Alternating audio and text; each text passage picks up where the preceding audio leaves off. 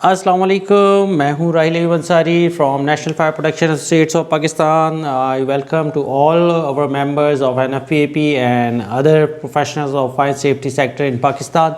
सो guys, जैसे कि आप जानते हैं, हम ऑलरेडी काफ़ी अर्से से जो है फायर सेफ्टी के ऊपर वर्किंग कर रहे हैं और जिसमें हमारी कोशिश यही है कि पाकिस्तान में जो है फायर सेफ्टी कल्चर को इम्प्रूव और बेहतर किया जाए। सो उसी सिलसिले में आजकल जो है एक मार्केट में बड़ा एक हाईलाइटिंग इशू चल रहा है, जो कि नाम चल रहा है, जिसका नाम है इंटरनेशनल एकॉर्ड। और जैसे कि आप देख सकते हैं, इंटरनेशनल एकॉर्ड पाकिस्तान।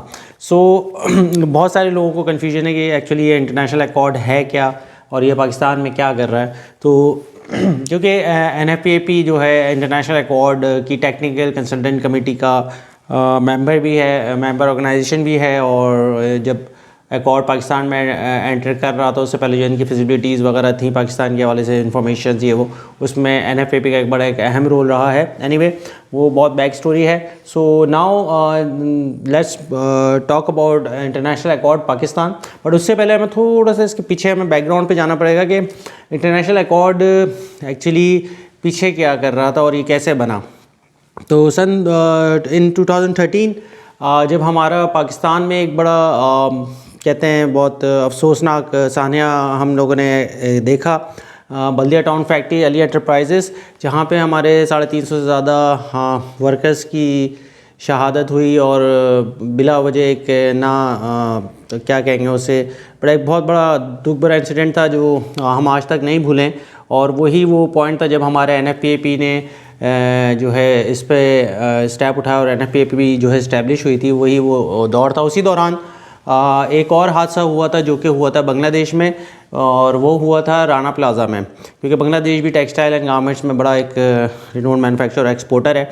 तो वहाँ पे जब हमारा बल्दिया टाउन अली एंटरप्राइजेस का हादसा हुआ था, तो उसी दौरान बांग्लादेश में एक बड़ा इंसिडेंट हुआ था राना प्लाज़ा का, जिसमें एक बिल्डिंग थी मल्टी स्टोरी और वो उसमें फायर इंसिडेंट हुआ और उसके बाद जो पूरी बिल्डिंग कोलैप्स कर गई थी। और उसमें जो है तकरीबन 1500 से ज़ायद वर्कर्स जो हैं वो उसमें हलाक हुए थे या शहीद हुए थे। तो उसके बाद जो है इंटरनेशनल बायर जो थे, ज़ाहिर बात है उन पर प्रेशर आ रहा था। यहाँ पाकिस्तान का इंसिडेंट हुआ, दैन बांग्लादेश का इतना बड़ा इंसिडेंट हुआ, तो उसके बाद जो है उन्होंने इस पर कुछ वर्किंग की और उन्होंने फिर एक फ़ैसला किया कि वो एक नई ऑर्गेनाइजेशन डेवलप करेंगे जो कि फैक्ट्रीज़ जो कि इनके टेक्सटाइल गारमेंट्स की फैक्ट्रीज़ हैं जो इनके ऑर्डर्स मैन्युफैक्चर कर रहे हैं, उनका वो ऑडिट करेगी। तो उसको ऊपर वर्किंग करते हुए उन्होंने फिर इस्टेब्लिश की एकॉर्ड बांग्लादेश के नाम से एक ऑर्गेनाइजेशन इस्टेब्लिश हुई, जिसमें इनके साथ कुछ सिग्नेटरीज थे। तो बांग्लादेश पे इन्होंने शुरुआत की थी, तकरीबन इन्होंने शुरुआत की 2016 से। कंपनी जब इन्होंने इस्टेब्लिश की बांग्लादेश में, ऑर्गेनाइजेशन है एक्चुअली ये, जो कि प्राइवेटली रजिस्टर्ड होती है लोकल आपकी जो रीजन है वहाँ पे। तो बांग्लादेश में इन्होंने काम शुरू किया। 6-7 साल में इन्होंने वहाँ पे काफ़ी काम किया। और अगर हम अभी देखें तो तकरीबन 1700 से 1800 फैक्ट्रीज़ ये विज़िट और ऑडिट कर चुके हैं, जिसमें इन्होंने वहाँ काफ़ी अपग्रेडेशन और उसको कंप्लाई कराया एज़ पर इंटरनेशनल स्टैंडर्ड्स।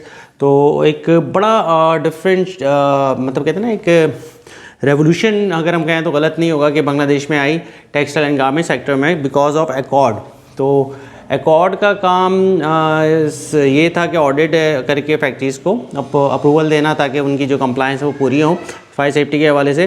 तो उसको देखते हुए इन्होंने ये किया था। दैन उसका नतीजा ये निकला कि बांग्लादेश आज जो है उनकी एक्सपोर्ट काफ़ी जो है उसका परसेंटेज बढ़ी है, उनकी इंक्रीज़ हुई है एक्सपोर्ट, वो बिकॉज ऑफ एकॉर्ड बांग्लादेश की वजह से, क्योंकि उन्होंने जब उनको कंप्लाई करवाया तो उन्होंने उनको ऑर्डर्स भी दिलवाए।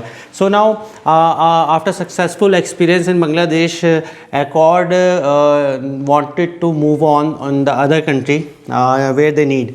सो उस पर वो वर्किंग कर रहे थे। उसमें 4-5 मुल्क थे जहाँ तक हमारी उनसे बात हुई थी इनिशियली, वो आए थे पाकिस्तान में सर्वे के लिए। तो उसमें बांग्लादेश था, इंडिया था, वियतनाम था, श्रीलंका था आई बिलीव, और एक और कंट्री थी कोई वो कोई अरब कंट्री थी, मुझे उसका नाम याद नहीं आ रहा आई बिलीव, खैर जो भी थी। तो वो 4-5 मुल्क थे जिन पे से उन्होंने सेलेक्ट करना था, लेकिन इन दी एंड उन्होंने इन 2020 उन्होंने डिसाइड किया कि वो पाकिस्तान में काम करेंगे। इस पर पूरी उनकी मैनेजमेंट बैठी और उन्होंने डिसाइड किया कि वो पाकिस्तान में नेक्स्ट जो अपना चैनल ओपन करेंगे वो पाकिस्तान में करेंगे, क्योंकि पाकिस्तान एक one of the most biggest exporter है टेक्सटाइल का ऑल ओवर द वर्ल्ड। तो उसके बाद जो इन्होंने काफ़ी अपनी वर्किंग करने के बाद कुछ लीगल फॉर्मेलिटीज़ वगैरह गवर्नमेंट लेवल पे इधर उधर, फिर अपनी कुछ सर्वेज फैसिलिटीज़ वगैरह बनाने के बाद इन्होंने इन 2021 में इन्होंने ऑफिशियली इसको लॉन्च किया। और अब 2023 की जनवरी में इन्होंने ऑफिशियली एक्चुअली इनको लॉन्च किया है एकॉर्ड, इंटरनेशनल एकॉर्ड के नाम से।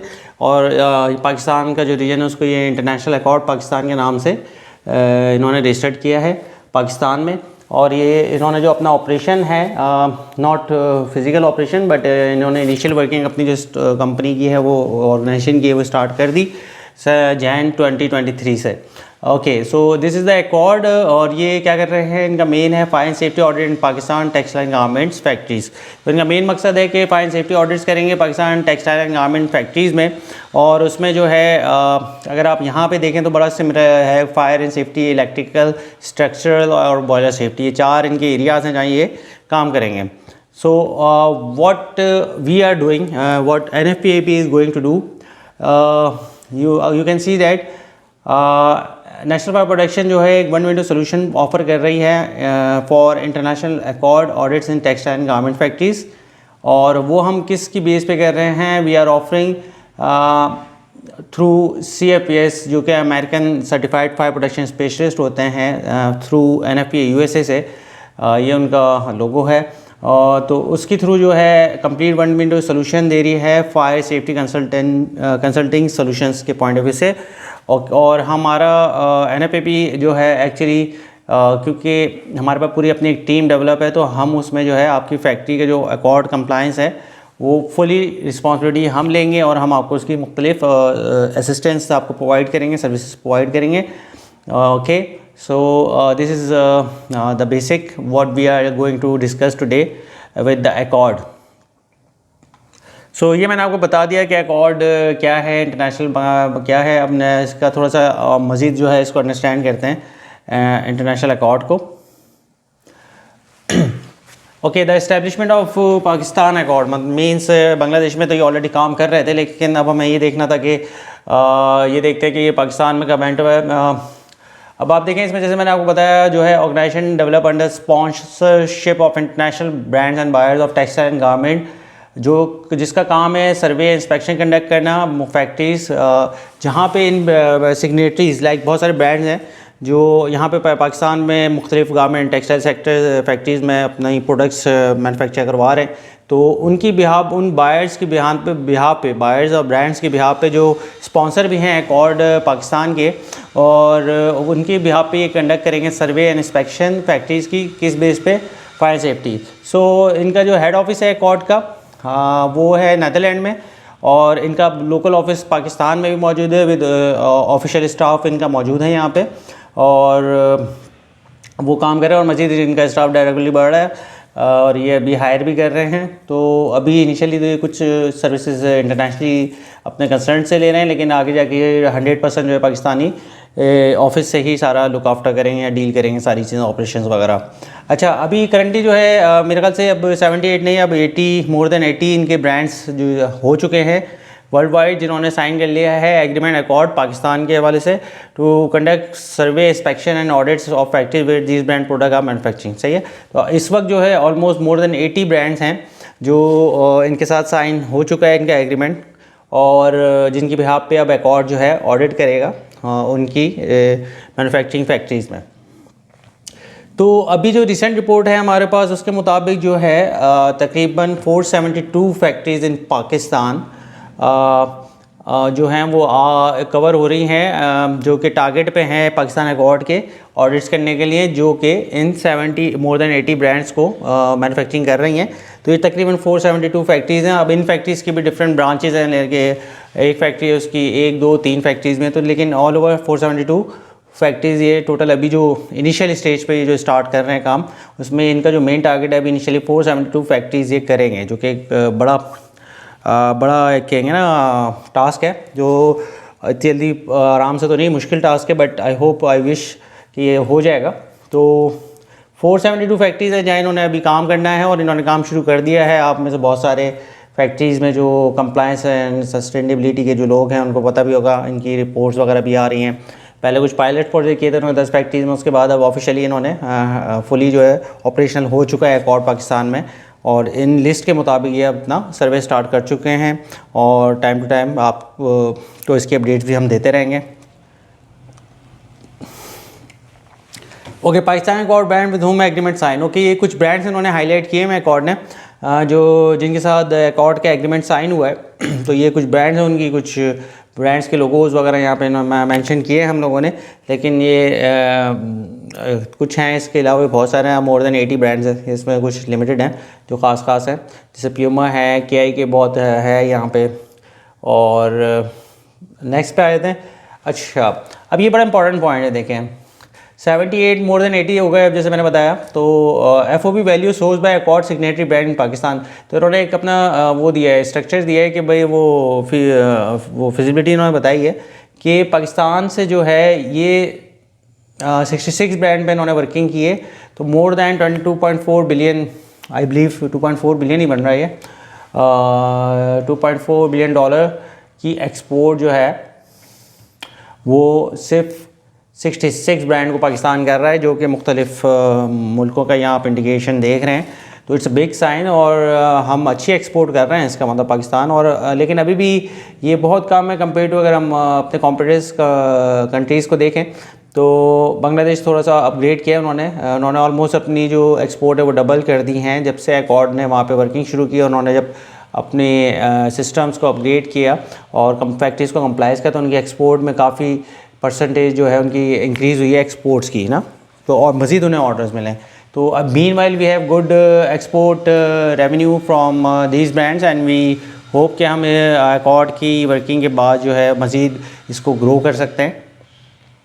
सो पर्पस क्या है Pakistan accord building standard? Okay, इसका पर्पस क्या है? एकॉर्ड का अपना बेसिकली ये है कि इनका मकसद क्या है।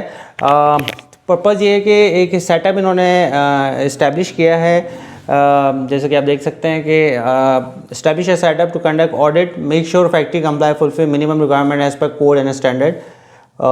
एक फैक्ट्री में जो है ये बस इनका मेन मकसद तो यही है कि एक फैक्ट्री को इंटरनेशनल स्टैंडर्ड्स के हिसाब से कंप्लाई करवाया जाए, और उसमें बहुत सारी चीज़ें होती हैं, तो लेकिन उनका जो मेन फोकस है वो हम आपको यहाँ बता रहे हैं। तो आप यहाँ देख सकते हैं इनका जो मेन है फायर सेफ्टी इंस्टॉलेशन जो आपकी हुई है उस एरिया को ये देखेंगे कि वो कंप्लाई कर रही हैं एज़ पर इंटरनेशनल स्टैंडर्ड्स। दूसरा इलेक्ट्रिकल इंस्टॉलेशंस, और कि आपकी जो इलेक्ट्रिकल इंस्टॉलेशंस हैं वो सेफ़ साइड हैं या नहीं है। तो ये एक्चुअली सारी सेफ्टी पॉइंट ऑफ व्यू देखने पे बिल्डिंग स्ट्रक्चर, सिविल की जो आपकी बिल्डिंग सिविल स्ट्रक्चर है ये सारा उसको लुक आफ्टर ऑडिट करेंगे। इंस्टॉल बॉयलर जो हैं उसकी इंस्पेक्शंस करेंगे, outside inside operational each and everything to make it clear कि वो ऑपरेशनल पॉइंट ऑफ व्यू से सेफ एंड सिक्योर हैं।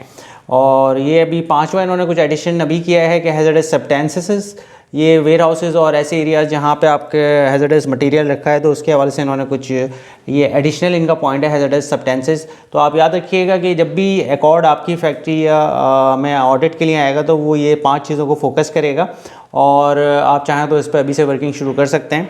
तो इनका मेन मकसद है safer textile and garment industry और वर्कर्स के लिए, और ट्रेड यूनियंस वगैरह ये सब लिंक में हैं इनके साथ।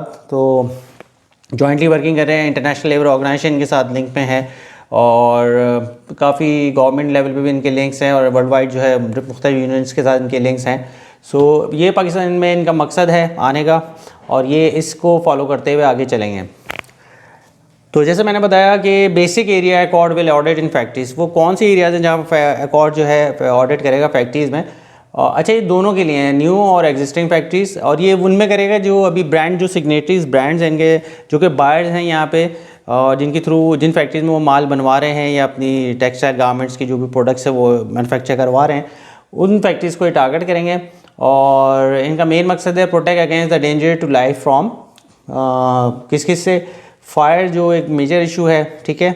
स्ट्रक्चरल कोलैप्स जो है आपका, जो ज़ाहिर बात है अक्सर होता है। अभी हमने एक कहाँ पे नॉर्थ कराची में एक फैक्ट्री थी, वहाँ पे हमारे कुछ 4 फायर फाइटर शहीद हुए क्योंकि वहाँ आग लगी और वो बिल्डिंग कोलैप्स हुई। उस बिल्डिंग कोलैप्स की वजह से वो 4 फायर फाइटर जो अंदर फायर फाइटिंग कर रहे थे उनकी शहादत हुई। तो ये स्ट्रक्चर सेफ्टी भी इन्होंने रखा हुआ है इसी वजह से, क्योंकि ये एक बड़ा इंपॉर्टेंट फैक्टर है कि आपकी बिल्डिंग की जो सिविल कंडीशन है वो कैसी है। फायर का तो आपको पता है कि सारे आपके प्रिवेंशन से लेके फायर फाइटिंग से लेके ईच एंड एवरीथिंग बड़ा इंपॉर्टेंट रोल होता है इस एरिया का। इलेक्ट्रिकल हैज़र्ड्स जो हैं, मतलब आपको पता है फायर का एक मेन जो इश्यूज़ है वो इलेक्ट्रिकल शॉर्ट सर्किट्स हैं। तो इसको भी इन्होंने फोकस किया कि proper wiring electrical point of view से जो भी आपकी चीज़ें लगी हुई हैं वायरिंग है उसको सारे ऑडिट्स करेंगे। अच्छा, ये वही जो मैंने बताया, एडिशनल उन्होंने करा है use handling and storage of हैज़र्डस substances, आप किस तरह स्टोर कर रहे हैं। क्योंकि हमारे अपने सर्वे में भी हमने देखा है कि बेसमेंट में लोगों ने ऑयल्स फ्यूल टाइप की ड्रम्स इन्होंने अंडर बेसमेंट रखे हुए हैं और वहाँ कोई सेफ्टी या कुछ भी इस तरह का वो नहीं है, और in case of any incident कुछ भी हो तो पूरा बिल्डिंग जो है वो डैमेज हो सकती है, उससे वो बेसमेंट में रखे होते हैं, प्रॉपर उसका एज़ पर स्टैंडर्ड्स रखने का इंतज़ाम नहीं होता। ऐसे हमारे अपने भी सर्वे काफ़ी हमने किए जहाँ हमने इसको फाइंडिंग की है और फाइंड आउट हमने हाईलाइट किया इस चीज़ों को। उसके बाद जो है बॉयलर एक्सीडेंट्स, ये आपको पता है ये भी हमारे एक मेजर फैक्टर है। बॉयलर्स एज़मी स्टैंडर्ड्स के हिसाब से ये इंस्पेक्शन ऑडिट करेंगे। Okay, codes and standards accord follow in audits.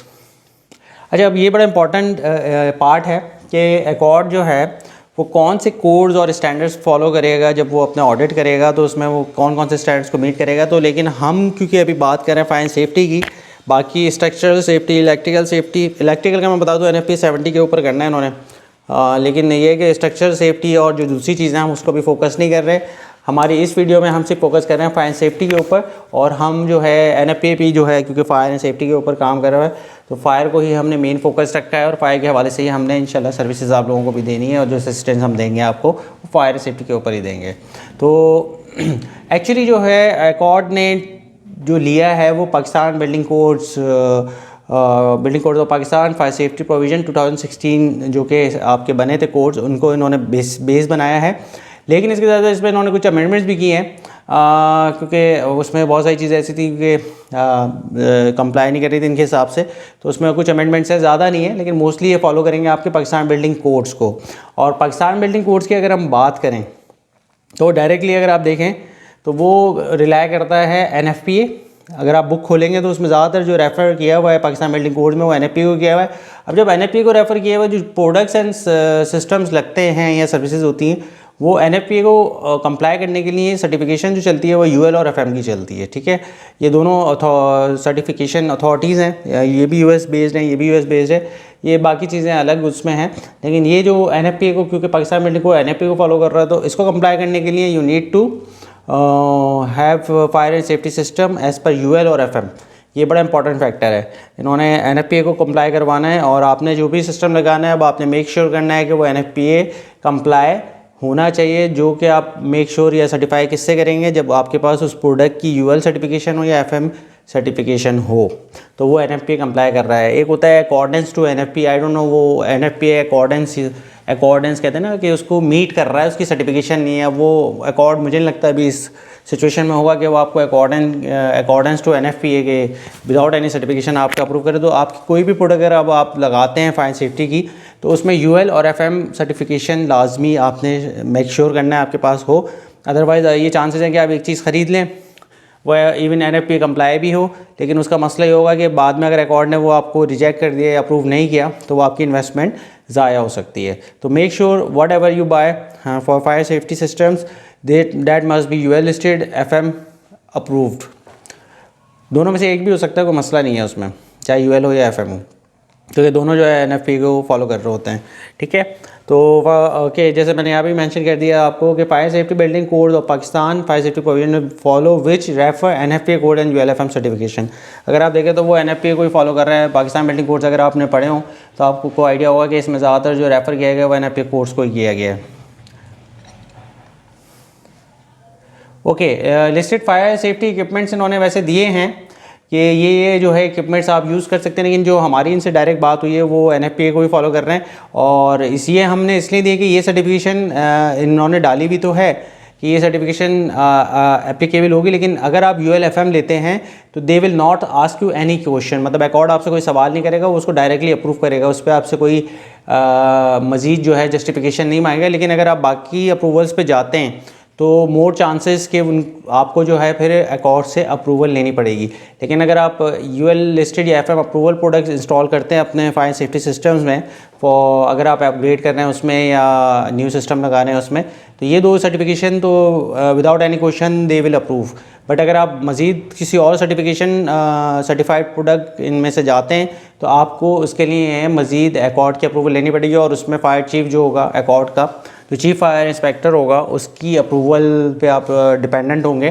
तो बेहतर है कि जब आप लें तो फिर ऐसी चीज़ लें जिसमें आपको मज़ीद जो है आंसर करने की ज़रूरत ना हो, और आप बस उसको ये दिखा के ईज़िली क्लियर कराएँ, बरक्स के कि आप ये दूसरी सर्टिफिकेशन लें और फिर आप उसको मज़ीद अप्रूवल में लगे रहें और बाद में मसले हों आपको। तो बेहतर है ये हमने इसलिए हाईलाइट किया आपको यहाँ पे कि आपको आइडिया हो जाए कि ये चीज़ जो है आपने मेक श्योर करनी है कि UL-FM अगर आप कर लें तो ज़्यादा बेहतर है। ये वाली चीज़ें मज़ीद सर्टिफिकेशन पे आप इंस्टॉल करते हैं प्रोडक्ट्स फायर सेफ्टी की, तो आपको आगे जाके प्रॉब्लम हो सकती है, क्योंकि आपको मज़ीद अप्रूवल की ज़रूरत पड़ेगी। किससे? चीफ फायर जो होगा इनका अकॉर्ड का, जो कि अभी आई थिंक वो भी गोरा ही है, इनका फॉरेनर ही है, उसका ब्रांड नाम है। तो ये आपके लिए मसला होगा फिर उसको मज़ीद अप्रूव कराना, इतना सारा करने के बाद बेहतर है आप इन 2 पे जाएँ। ओके, यहाँ हमने आपको कुछ बताने की समझाने की कोशिश की कि main stakeholder of this process, इस अकॉर्ड और ये टेक्सटाइल और ये ब्रांड्स का क्या लिंक है आपस में। तो यहाँ हमने वो चीज़ ज़रा हाईलाइट करने की ज़रूरत की है। देखिए मेन इसमें जो है वो है ब्रांड और बायर्स। जो ब्रांड्स और बायर्स हैं जो कि अपनी प्रोडक्ट मैन्युफैक्चर करवा रहे हैं टेक्सटाइल एंड गारमेंट्स फैक्ट्रीज से। ओके, इंटरनेशनल अकॉर्ड जो है एक्चुअली इन्होंने डेवलप किया इंटरनेशनल अकॉर्ड को, स्पॉन्सर किया हुआ इंटरनेशनल अकॉर्ड को, जो ज़िम्मेदार है टेक्सटाइल एंड गारमेंट्स में ऑडिट करने का। तो ये चीज़ हमने यहाँ पे भी बताई है। Foreign companies who own brands जो कि local Pakistani textile garment company से अपनी प्रोडक्ट्स बनवा रही हैं, और फिर उसके बाद दूसरा रोल है वो इंटरनेशनल अकॉर्ड है, अकॉर्ड पाकिस्तान वॉटेवर कंपनी जो है एस्टैब्लिश है jointly and sponsored by many brand, जो कि हमने बताया मोर देन 80 ब्रांड्स हैं जिनका ऑडिट एंड इंस्पेक्शन करेगी इन फैक्ट्रीज़ में। उनके लिए किन के लिए? जो ब्रांड्स हैं, जो बायर्स हैं, जो इनके सिग्नेटरीज़ हैं, जो ताकि वो मेक श्योर करें इनको कि भाई जिन फैक्ट्री से अपने जो प्रोडक्ट्स मैन्युफैक्चर करवा रही हैं वो हेल्थ सेफ्टी इन्वायरमेंट को कंप्लाई कर रहे हैं, ठीक है, और ब्रांड्स की जो पॉलिसीज़ हैं, इंटरनेशनल पॉलिसीज़ हैं, उनको मीट कर रहा है। अच्छा, टेक्सटाइल एंड गारमेंट फैक्ट्री जो है, दीज आर दोज कंपनी जो कि आपकी इन ब्रांड्स और बायर्स के लिए ऑर्डर ले रहे हैं, और आगे जाके इन लोगों ने ही फेस करना है अकॉर्ड को भी, और डेफिनेटली ये सारा लोड जो प्रेशर है वो in the end textile and garment factories पे ही आना है। इधर वो ऑडिट सर्वेज हों या उनकी रिपोर्ट्स हों या उनको कंप्लाई करना हो या उसको फिर अपग्रेड करना है, फिर मज़ीद अप्रूवल करनी है, तो ये एक बड़ा मुश्किल टास्क होगा हमारी टेक्सटाइल एंड गारमेंट फैक्ट्रीज़ के लिए।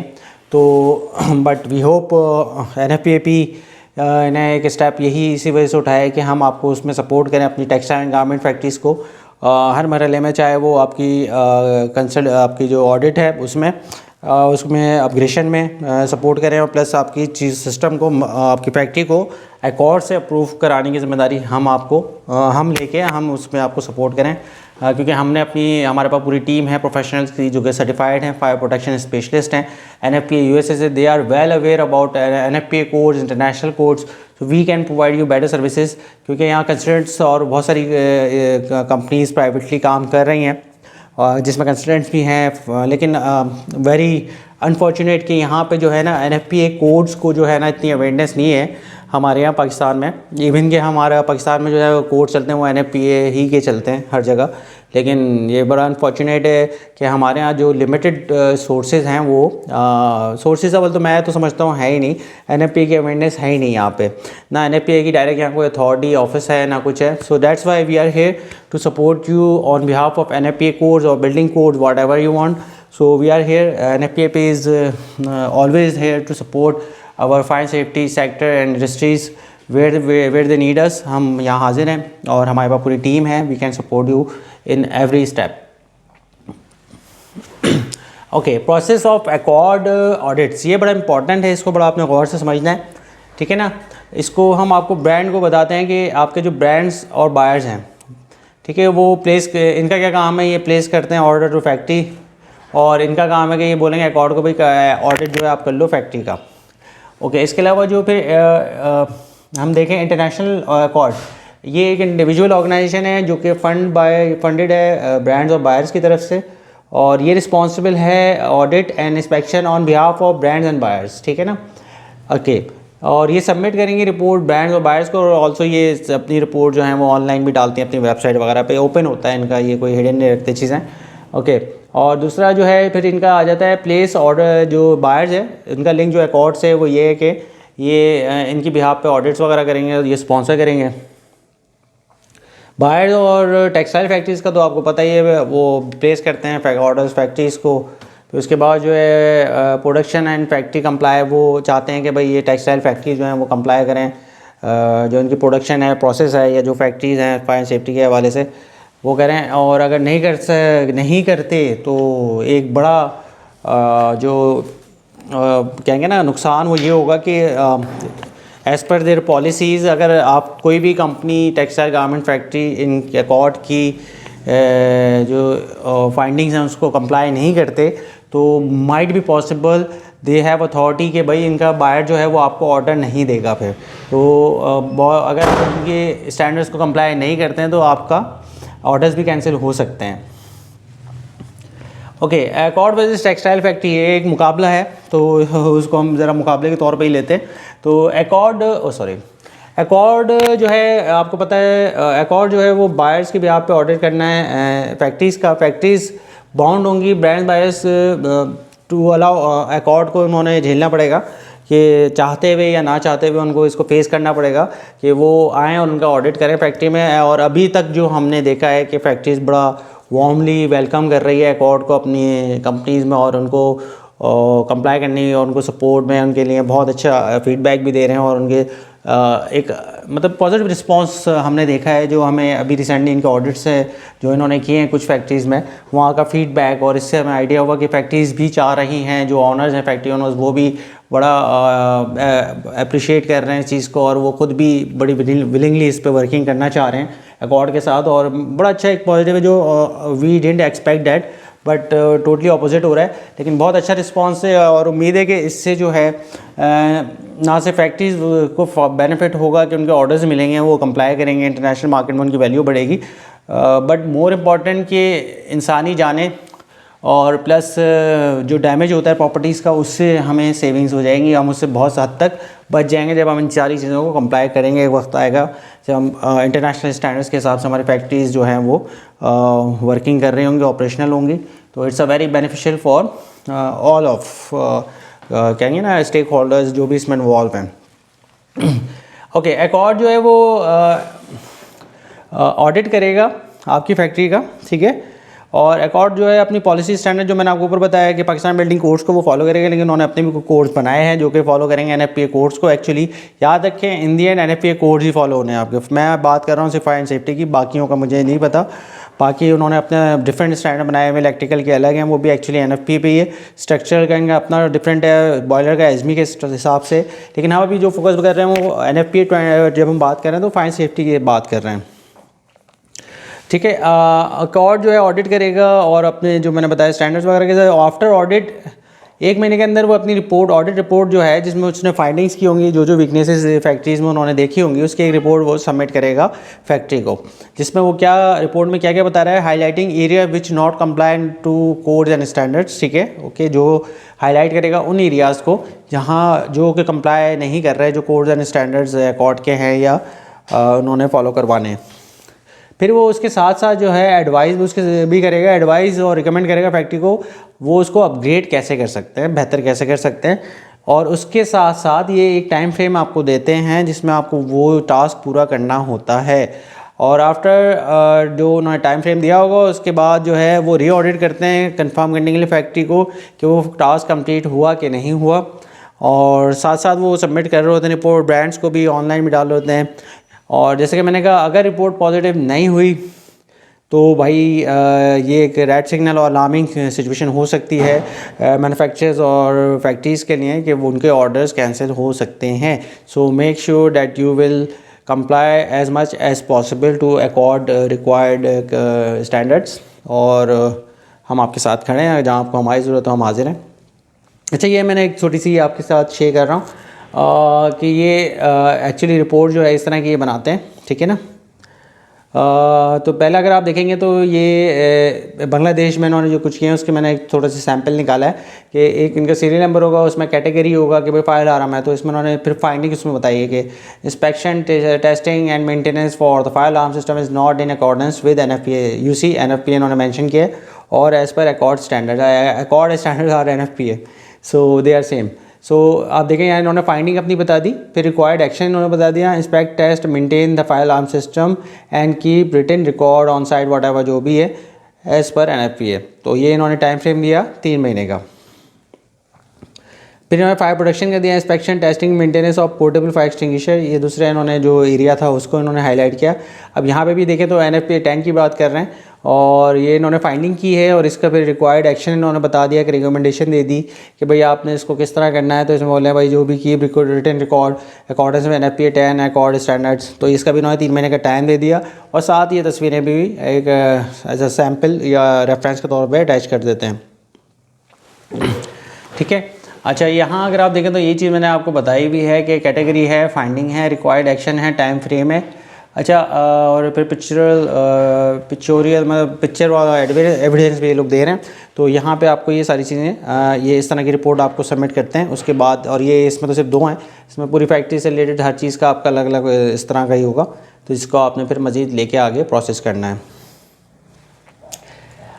अच्छा, action need to take by factory after receipt of audit report. अब फैक्ट्री को जब ये ऑडिट रिपोर्ट मिल जाएगी देन आपका असल मरहला शुरू होता है। बहुत सारे लोगों को ये लग रहा है कि अकॉर्ड आएगा और वो अकॉर्ड आएगा तो जी वो ऑडिट और इंस्पेक्शन करेगा तो उसके पैसे भी आपको पे करने पड़ेंगे और उसको सारा देखना पड़ेगा, आपको एक खर्चा आपका हो जाएगा। नहीं, ऐसा कुछ नहीं है।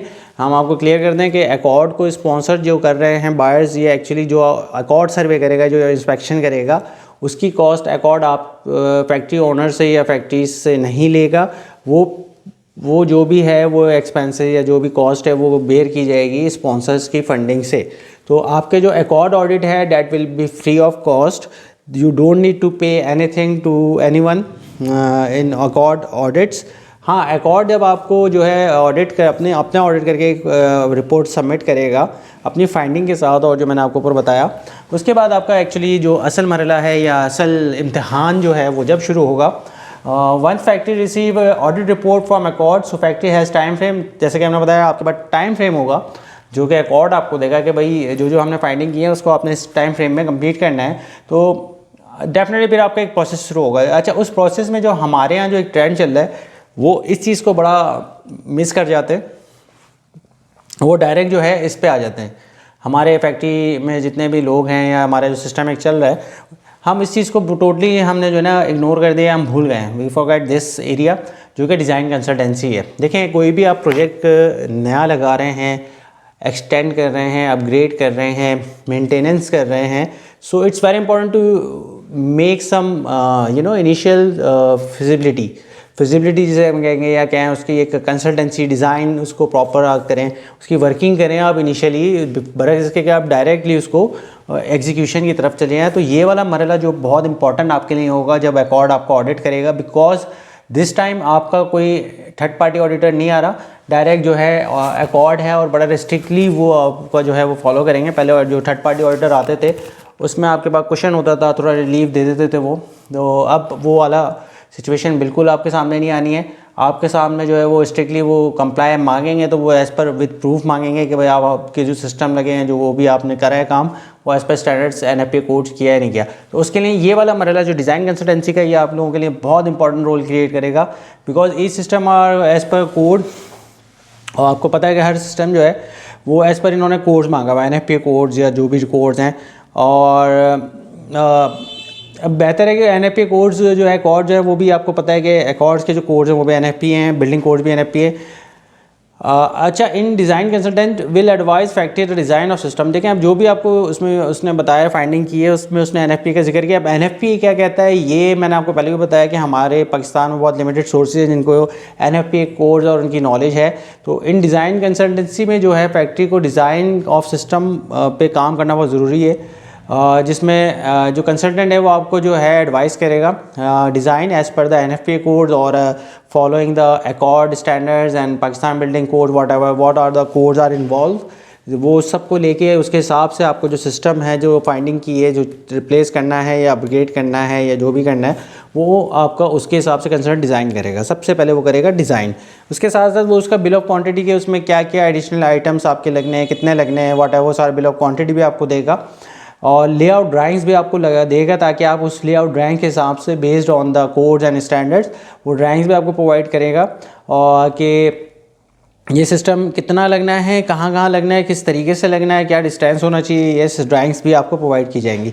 तो दिस डिज़ाइन कंसल्टेंसी जो है ये बड़ा एक इंपॉर्टेंट रोल है और अगर आप चाहते हैं कि आप बड़ा पीसफुल अकॉर्ड को जो है वो टैकल करें या हैंडल करें तो आपने सबसे ज़्यादा इंपॉर्टेंस इस एरिया को देनी है design consultancy, because design consultancy जो है आपको बहुत सारी चीज़ों से सेव करेगी, जिसमें आपकी कहेंगे ना परेशानियां भी कह लें, इसमें आपको कॉस्ट सेविंग भी होगी। लोगों को लगता है ये हमारे पैसे ज़ाया हो रहे हैं डिज़ाइन कंसल्टेंसी पे जो हम दे रहे हैं व्हाटएवर, लेकिन it's not a waste of money, this is actually saving your money because when you design as per the standards and codes so they work with the minimum quantity of the material, वो आपकी बहुत सारी जगहों पे saving कर लेते हैं। Like मैं एग्जांपल दूँ, अगर पाइप हाइड्रेंट की पाइपिंग आप कर रहे हैं, अगर आपने वो किसी ऐसे ही कहते हैं ना अनप्रोफेशनल लोगों से या नॉन प्रोफेशनल लोगों से आपने करवा ली, नॉन प्रोफेशनल लोगों से अगर आपने करवा ली तो उनको पता नहीं है, लेकिन उन्होंने अपने हिसाब से करके दे दिया आपको। लेकिन जो कंसल्टेंट उसकी कोशिश होती है कि कम से कम लाइंस आपकी सेविंग करे, किस तरह आपकी लाइन को बेहतर करे, तो उसमें आपकी लाइन पाइपिंग में इतनी सेविंग हो जाती है कि आपकी शायद डिज़ाइन कंसल्टेंसी की कॉस्ट निकल आती है। तो we need to understand this कि ये आपकी इन्वेस्टमेंट नहीं है, ये एक्चुअली आपकी इंश्योरेंस और आपकी सेविंग्स हैं इन दिस एरियाज़। ये जो एरियाज़ हैं ये अगर आप अच्छा कर लेते हैं तो यहाँ आप बहुत सारी सेविंग्स और इंश्योरेंस करवा लेते हैं कि वो सिस्टम भी आपका कंप्लाई करेगा, आपके पैसे भी ज़ाया नहीं होंगे, आपका पैसे कम भी, बजट भी कम रहेगा। तो इस पे आपका फोकस करने से ये सारी चीज़ें आपकी इसमें आपको बहुत रिलीफ मिल जाता है। तो please I am telling you again, requesting you again कि इसको फोकस ज़रूर करें, डिज़ाइन कंसल्टेंसी लाजमी हायर करें। कोई भी सिस्टम डिज़ाइन करें फायर फाइटिंग कंपनीज़ वालों से मत करवाएं, they are not professional, they are supplier companies, they don't have any professional personals with them who knows NFPA code. So आपको मेक श्योर करना है कि आप डिज़ाइन कंसल्टेंसी किसी प्रोफेशनल कंपनी जो NFPA कोड से वाकिफ़ हो उससे करवाएं। ओके, सो उसके बाद जो आएगा जारी बात है, जब आपको डिज़ाइन कंसल्टेंसी जब हो जाएगी वो आपको डिज़ाइन भी देगा, बिल ऑफ क्वांटिटी भी देगा, आपको ड्राइंग्स भी देगा। उसके बाद आपको फिर वो मरहला आ जाएगा जब आपने उसकी प्रोक्योरमेंट वगैरह परचेज और प्रोक्योरमेंट करनी है, जो कि आपको करनी होगी एज़ पर द डिज़ाइन और कंसल्टेंट के दिए हुए BOQ बिल ऑफ क्वांटिटीज़। और इसमें आपने बस जो ख्याल रखना है परचेज ऑफ प्रोक्योरमेंट में, वो आपने वही रखना है जो मैंने आपको स्टार्टिंग में बताया था कि क्योंकि अकॉर्ड जो है वो NFPA को फॉलो कर रहा है, NFPA जो कंप्लाई करेगा जो सिस्टम्स में वो UL या FM अप्रूव सिस्टम्स होने चाहिए। वो कोई भी प्रोडक्ट आप इंस्टॉल कर रहे हैं वो UL या FM होनी चाहिए सर्टिफाइड। तो वो actually indirectly directly actually NFPA को कंप्लाई कर रही होगी। जब वो फायर एक्सटिंग्विशर्स हो गए, फायर हाइड्रेंट सिस्टम हो गए, फायर पंप हो गया, स्प्रिंकलर सिस्टम हो गए, फायर अलार्म हो गया, ये जो भी चीज़ें आपकी हैं वो UL या FM अप्रूव होनी चाहिए, UL लिस्टेड या FM अप्रूव और NFPA के कोड्स के हिसाब से। तो ये मैं आपको एक और चीज़ बताता हूँ, UL बहुत सारी प्रोडक्ट ऐसी हैं जो UL तो हैं लेकिन वो यूरोपियन EN स्टैंडर्ड्स पे हैं, European, but they are following NFPA standards. तो आप ये भी मेक श्योर करें अगर कोई UL है भी तो ये भी कंफर्म करें कि वो आइदर UL यूरोपियन है या अमेरिकन है।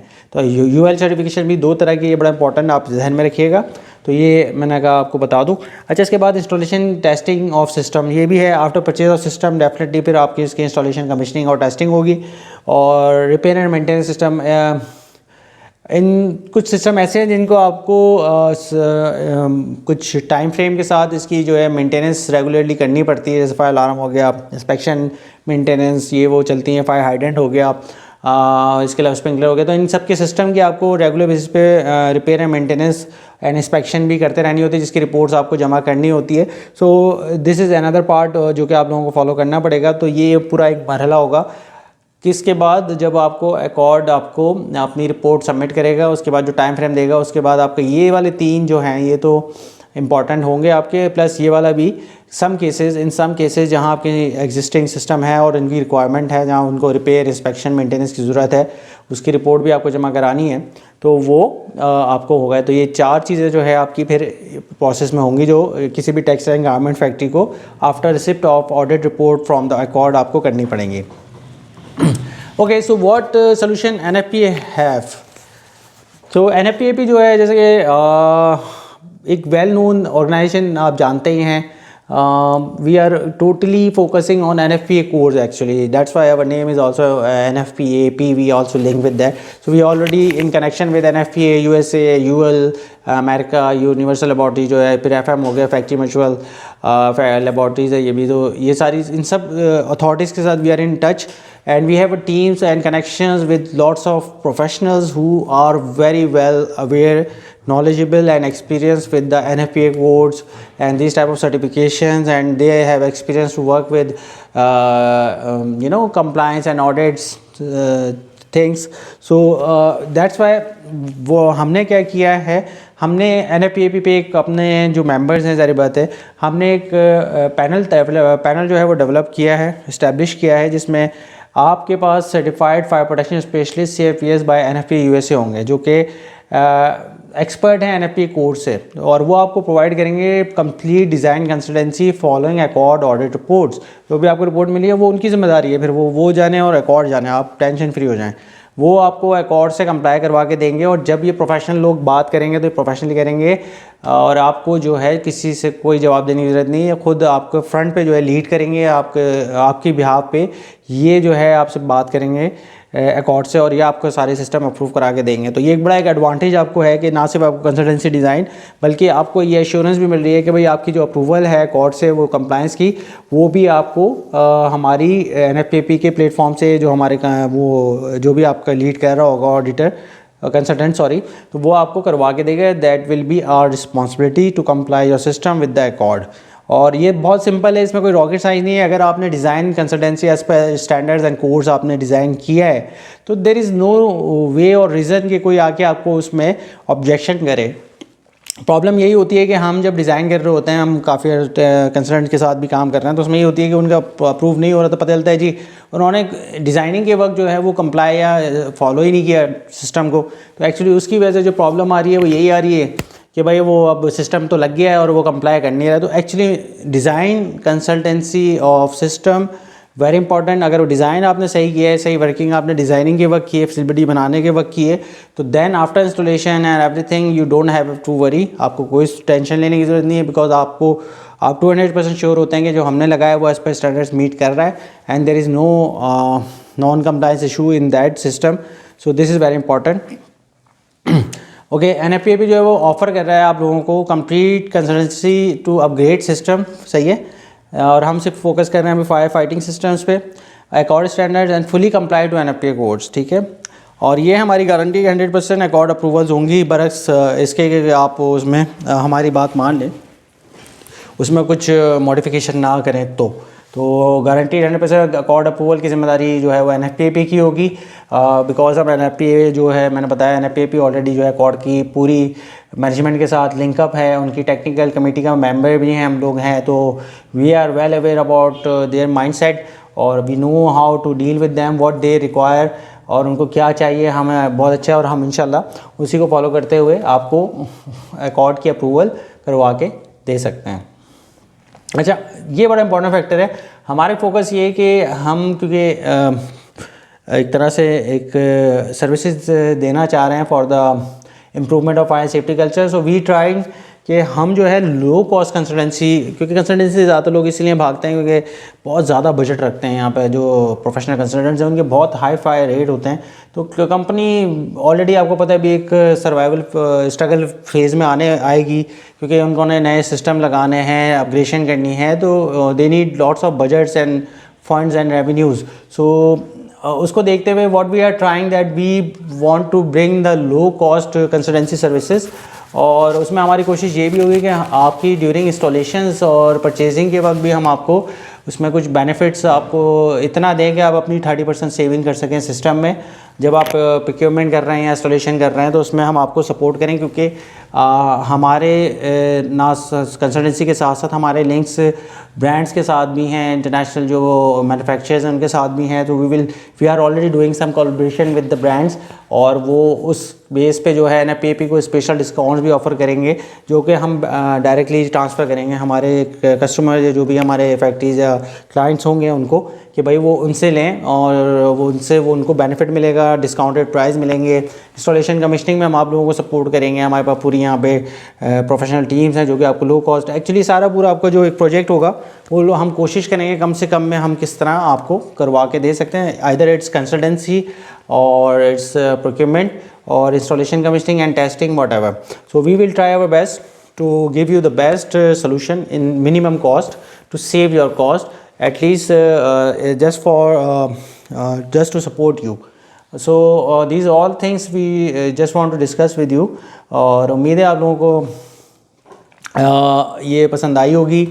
हमारी एक वीडियो जो हमने स्पेशली फोकस की है आपके एकॉर्ड के ऊपर, तो उम्मीद करते हैं कि आपको पसंद आई होगी। और अगर मज़ीद कोई टेक्निकल क्यूरी या कोई कमेंट्स आपके पास हैं, so you can ask us, you can contact us. आप लोग जानते ही हैं हम लोग अवेलेबल हैं, और for any Curie you can contact us at guide@nfpapark.org, और आप मुझसे डायरेक्टली भी कांटेक्ट कर सकते हैं। तो जो भी हो, और कोशिश करें हमारे चैनल को भी थोड़ा सब्सक्राइब कर दें, थोड़ा लाइक कर दें, ताकि हम मज़ीद इसमें जो है अपग्रेडेशन लाते रहें, अगर आपको वीडियोस मिलती रहें जो भी हम नई वीडियोस बना रहे हैं। तब तक के लिए जी बहुत बहुत शुक्रिया, और बहुत बहुत ख्याल रखिएगा अपना। अल्लाह हाफ़िज़।